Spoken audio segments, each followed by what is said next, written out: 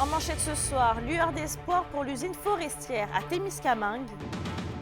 Des acheteurs potentiels se manifestent. Mais ça nous prend quand même un maître d'œuvre, un grand acheteur qui devrait être probablement québécois. Après la santé, l'Abitibi-Ouest se mobilise pour répondre aux besoins criants de main-d'œuvre en éducation. Le feu n'est pas pris, mais on commence à sentir la fumée, puis ce qu'on veut vraiment, c'est être proactif. Et surveillance accrue de la Sûreté du Québec aux abords des chantiers de construction. On demande aux gens d'être vraiment vigilants, de faire attention.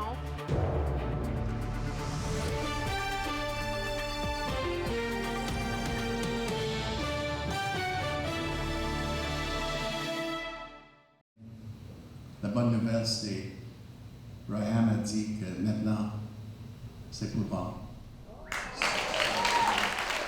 Bonsoir tout le monde et bienvenue au TVA de 18h. Bon, on vient de l'entendre, Ryan est ouvert à ce que son complexe de Témiscamingue puisse être acheté dans son entièreté par un acheteur potentiel. C'est ce qu'on a appris hier soir en marge d'une rencontre citoyenne. Et Alexandre, on peut dire que les citoyens semblaient soulagés. Oui, d'ailleurs, c'était la deuxième fois hier que les citoyens étaient conviés à une assemblée citoyenne organisée par la communauté. Le président du syndicat de l'usine, le maire de Témiscamingue et le maire de Kipawa étaient encore une fois au front et avaient des bonnes nouvelles à annoncer aux citoyens, notamment qu'il y aurait à l'heure actuelle 3 acheteurs potentiels, dont un issu d'un groupe québécois pour le complexe de Ryan. Ces récents développements découlent d'une rencontre d'urgence qui a été organisée par le député de Rouyn-Noranda-Témiscamingue, Daniel Bernard, avec entre autres le ministre de l'Économie, Pierre Fitzgibbon, qui a assuré que le gouvernement du Québec serait de la partie et apporterait des subventions afin que la communauté se sorte de cette situation. Des acquéreurs potentiels pour l'usine de Temboard et Temcel qui va demeurer en opération.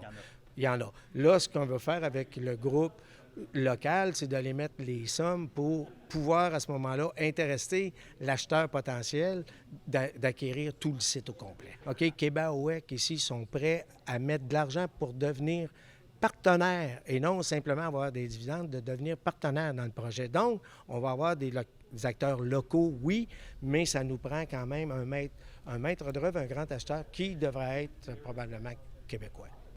Et d'ailleurs, Alexandre, un comité local a été mis en place justement pour développer un projet viable à long terme. Oui, mais au moment où on se parle, il n'y a que des idées, rien de structuré, selon le député Daniel Bernard. Le comité se donne 90 jours avant d'émettre ses recommandations. Et ça, 90 jours, ça tombe toutefois bien après la date du 2 juillet, qui reste encore encerclée en rouge parce que le 2 juillet, c'est là que la clé sera dans la porte et que l'usine Ryan va fermer. Ce scénario-là, il n'a pas changé. Pour le moment, on demande aux employés d'être patients, de ne pas quitter le navire un peu trop vite, parce que c'est l'espoir qui règne, notamment pour le maire de Témiscamingue. Mais ce qu'on aimerait, c'est qu'il n'y ait pas tant de fermer pour que des gens s'en aillent pas ailleurs. Parce que c'est difficile de ramener des gens après qu'ils sont partis ailleurs. Moi, c'est parce que je suis optimiste. Puis mon maire de Kipawa aussi, on est très optimiste et on dit pas arriver n'importe quoi. Donc, avec cet optimisme-là, je dis peut-être qu'il y a une petite chance. C'est une grosse leçon. Les gens sont arrivés chez nous, ils ont acheté l'entreprise, ils ont pris le savoir-faire de cette entreprise-là pour le déplacer vers d'autres usines aux États-Unis. On se retrouve un peu le bec à l'eau quand on est face à ça. Le comité citoyen promet de refaire une séance d'information aussitôt qu'il y aura du nouveau dans le dossier. Et pour le moment, les yeux sont rivés sur le 2 juillet, date de la fermeture de l'usine. Non, ça c'est sûr. Merci Alexandre. Fort plaisir. Sur un autre sujet, après le secteur de la santé, l'Abitibi-Ouest se mobilise maintenant pour recruter des travailleurs dans le milieu de l'éducation, qu'Emilia Liberté explique. C'est bientôt la fin des classes et déjà, le centre de service scolaire du Lac-Abitibi est en opération recrutement pour la prochaine rentrée puisqu'une trentaine de postes sont toujours à pourvoir. C'est de plus en plus urgent avec les années qui passent parce que les besoins, entre autres, de remplacement à long terme sont de plus en plus tôt dans l'année où on n'a plus de personnel disponible. Depuis 2 ans, on a quand même 8 enseignants qui nous manquent dans des spécialités précises, donc qui est plutôt spécialiste au niveau de l'anglais, langue seconde. Nos spécialistes également en adaptation scolaire. Dans le cadre de l'opération de la Grande Séduction Éducation, 2 programmes de bourse vont être offerts pour attirer des nouveaux talents. L'un de 5 000 $ pour les enseignants et un autre de 3 000 $ pour le personnel de soutien, à condition que les nouveaux employés demeurent au sein de l'organisation pour un minimum de 2 ans. Ça va servir à payer leurs études, à payer leurs déplacements, à payer leur logement s'ils le souhaitent. Donc, c'est un montant qui leur est remis aux étudiants au baccalauréat en enseignement au personnel enseignant déjà qualifié qui viennent de l'extérieur du centre de service de l'Abitibi-Ouest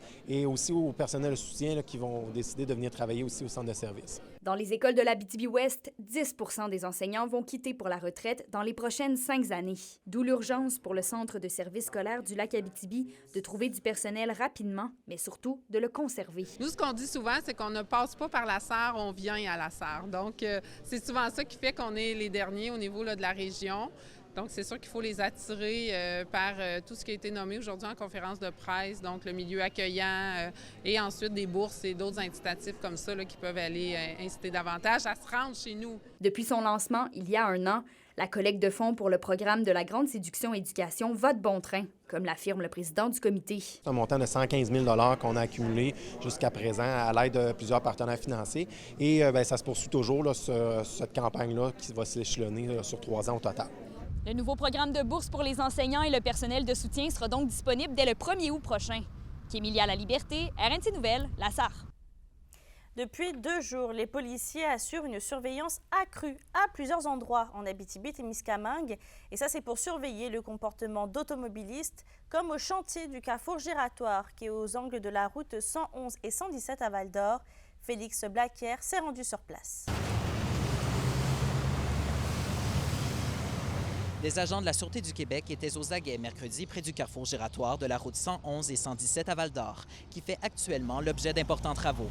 Le corps de police avait à l'œil l'utilisation du cellulaire au volant, les virages en U et les excès de vitesse.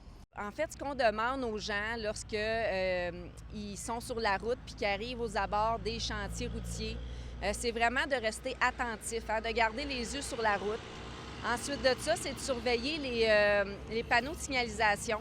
Parce que même si c'est une route qu'on prend régulièrement, lorsqu'il y a un chantier comme celui-ci, c'est sûr que les panneaux de signalisation peuvent changer.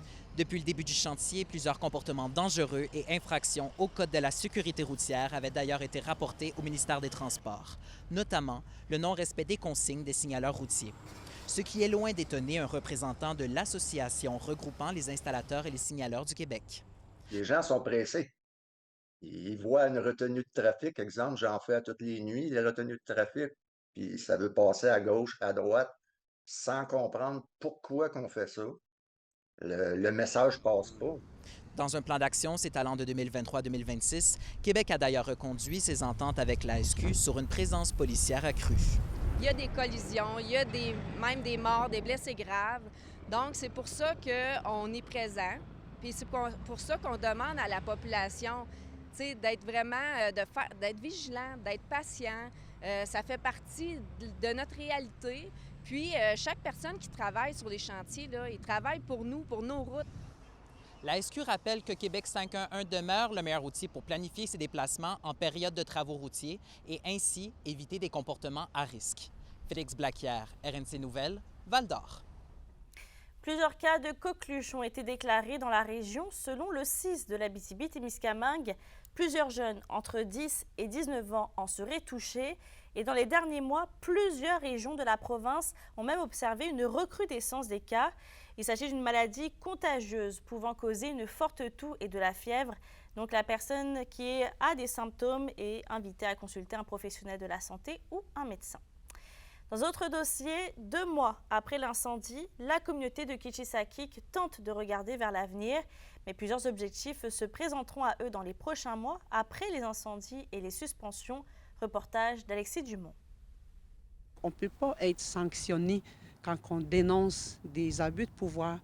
En avril dernier, le conseil de bande de Kitchisakik avait décidé de suspendre 14 membres de la communauté après que ceux-ci aient dénoncé au Parlement d'Ottawa ce qu'ils considèrent d'agissement toxique du conseil de bande et de son chef Régis Pénosoué.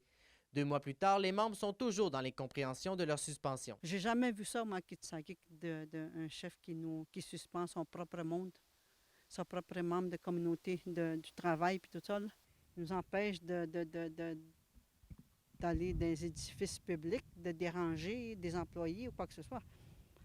On était des employés, nous autres. Madame Aniché Napéo reproche l'inaction dans le dossier et elle aimerait que les démarches de réintégration avancent plus vite. On n'a pas de nouvelles. On n'a pas de nouvelles. Même la population, ils veulent avoir de ce qui en est. Puis les services dans la communauté là, sont comme laisser à désirer aussi, là. Tu sais, ça fait quand même longtemps qu'on attend. Tu sais, on nous disait au début, c'était des délais de 7 jours. Après ça, c'était 14 jours. On est rendu à presque 2 mois, là. De son côté, M. Pénosoué mentionne que le dossier avance, mais il tient à ce que les choses soient faites dans l'ordre. Bien, c'est sûr que là, si on parle des suspensions, là, le dossier va à son cours. Là, comme quand c'était dit, nous, le conseil, on ne s'ingérait pas là, au niveau de l'enquête. Alors, on va laisser les choses à faire les travaux. Kitsakik est d'ailleurs confronté à d'autres défis alors que 2 bâtiments de leur communauté ont été réduits en cendres en avril dernier. Le chef du conseil de bande affirme cependant que les démarches sont entamées dans le but de reconstruire le dépanneur et le conseil de bande. Si on parle du conseil, des bureaux du conseil de bande et le dépanneur, on envisage de reconstruire, il faut attendre les rapports. Là, Alexis Dumont pour RNC Nouvelles.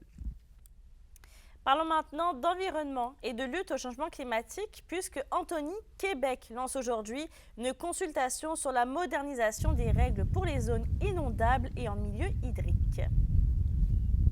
Oui, Mélissa, et ce qu'il faut comprendre, là, c'est que cette consultation-là, comme vous le dites, va permettre de moderniser les règles en matière de zones inondables pour permettre au ministère de l'Environnement et de lutte au changement climatique de faire mieux face, en fait, là, au changement climatique qu'on peut vivre au courant des prochaines années. Donc, selon les données récoltées sur différents médias, le nombre d'habitations en zone inondable passerait de 22 000 à 77 000 d'ici 2025. C'est donc une augmentation d'environ 30 à 40 de la zone d'habitation en zone inondable ici au Québec.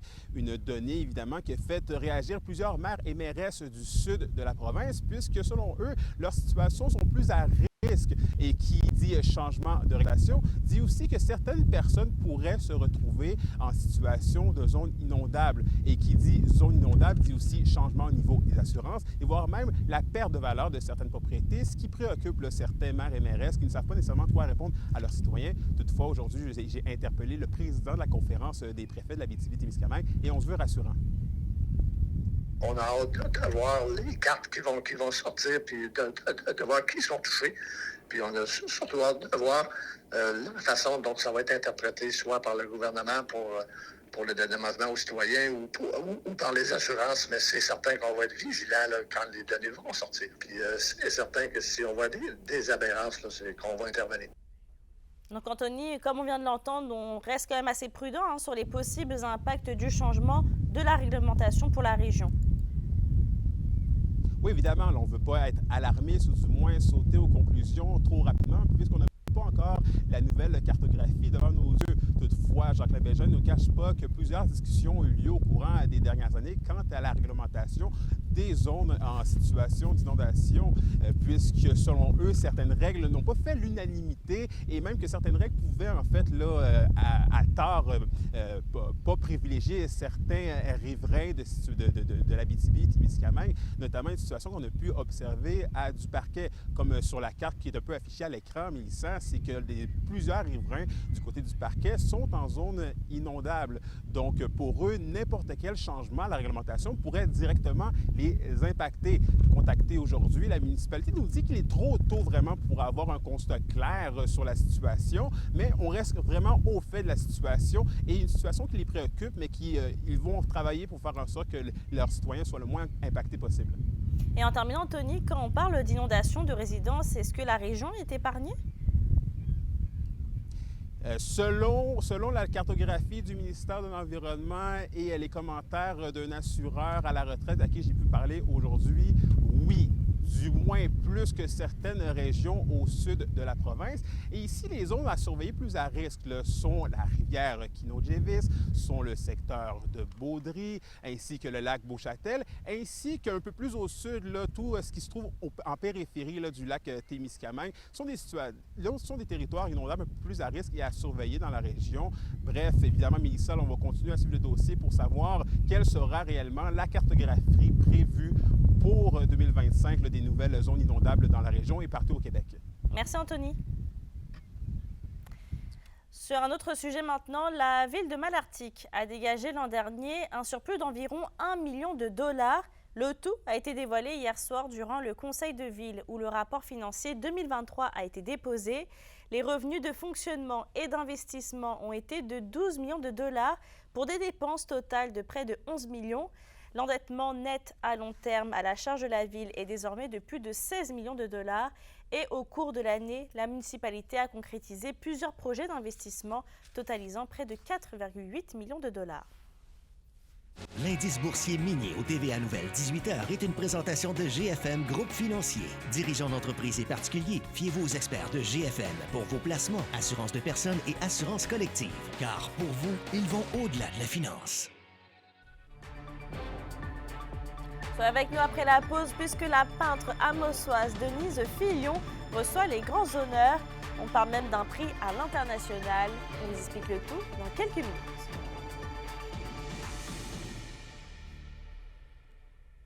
Les SADC de l'Abitibi-Témiscamingue et du nord du Québec vous présentent la bonne nouvelle économique TVA. C'est le 5 juin dernier que le Centre de rénovation FLD de Témiscamingue célébrait l'intégration de Caroline et de Roxane Major au sein de l'actionnariat. À cette même occasion, l'entreprise familiale inaugurait la première franchise de Batterie Expert au Témiscamingue, une boutique offrant divers types de batteries et des solutions d'énergie portable et alternatives.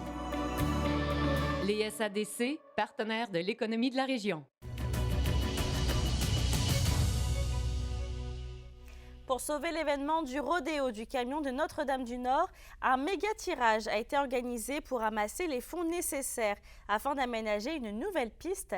Cette piste sera permanente et va appartenir officiellement au festival. Et on rappelle que l'une des raisons de l'annulation pour cette édition est le coût des travaux pour sécuriser la chaussée.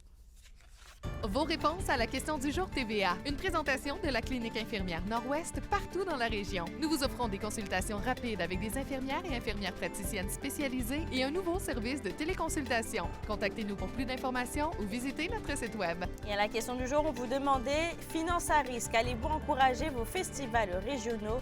Vous avez répondu non à 65%.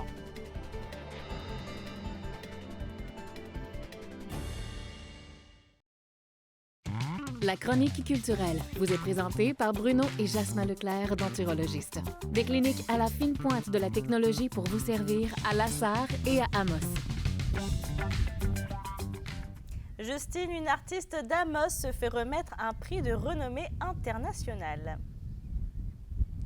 C'est la peintre Denise Filion, qui est une grande femme, mais surtout une grande artiste. Elle a des œuvres exposées sur 5 continents. Elle a remporté plusieurs prix en Abitibi-Témiscamingue, mais surtout à l'international. Elle a remporté le prix Phoenix, qui est vraiment une distinction incroyable dans le domaine des arts. La cérémonie des prix Phoenix avait lieu ce matin à Venise. Mais là, je me suis pas rendue jusqu'en Italie pour le gala des Phoenix, mais par contre, j'ai eu la chance d'aller à la rencontre de Denise Filion dans sa demeure à Amos.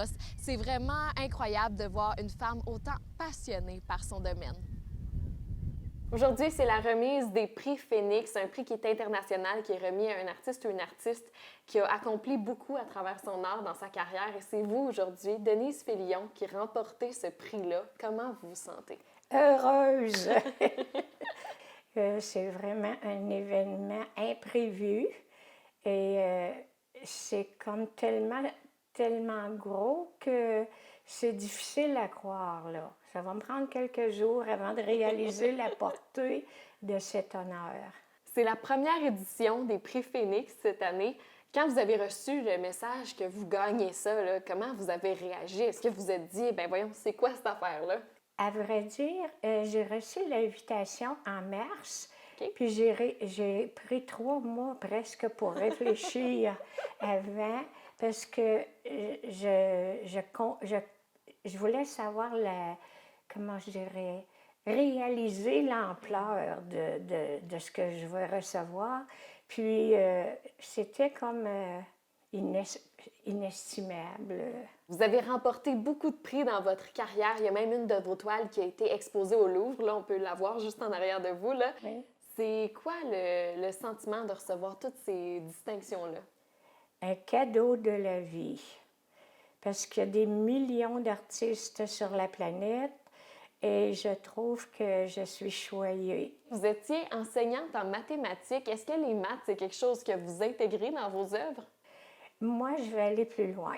Oui. Je vais vous dire que si je n'avais pas étudié à l'université en pédagogie et une spécialité en mathématiques, je n'aurais jamais atteint l'international à ce point. Ouais.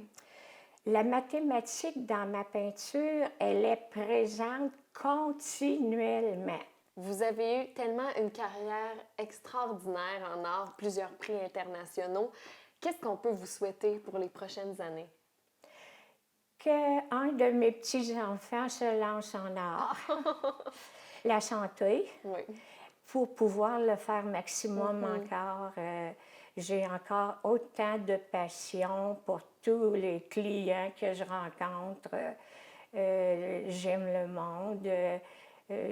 Oui, plusieurs années encore pour avoir le temps de me réaliser complètement. Bon, mais merci beaucoup, Denise. Ça m'a fait plaisir, Justine. L'attaquant Anthony Turcotte des Huskies de Rwanda change d'uniforme. Il a officiellement rejoint une autre équipe. On vous dévoile laquelle dans un instant.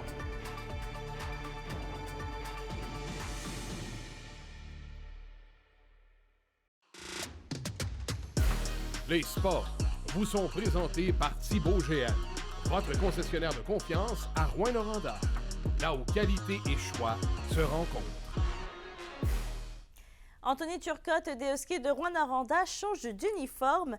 Il a officiellement rejoint les Patriotes de Trois-Rivières et on se rappelle qu'avec la Meute, l'attaquant de 21 ans a disputé 232 rencontres lors des 5 dernières saisons. La météo, une présentation de Nicole Auto de la Sarre, la capitale du pick-up. Vous y trouverez toujours le meilleur choix, toujours le meilleur prix. Et à la météo, Justine, on va devoir sortir nos habits de pluie pour les prochains jours.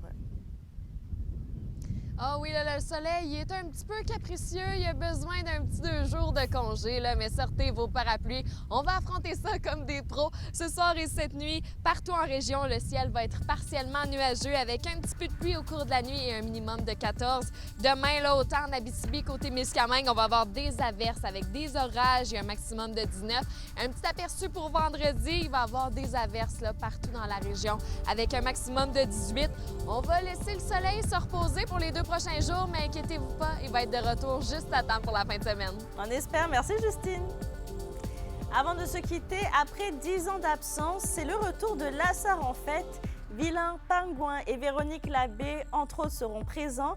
Et l'édition 2024 se déroule du 15 au 17 août prochain. Sur ce, je souhaite de passer une excellente soirée et on se retrouve demain.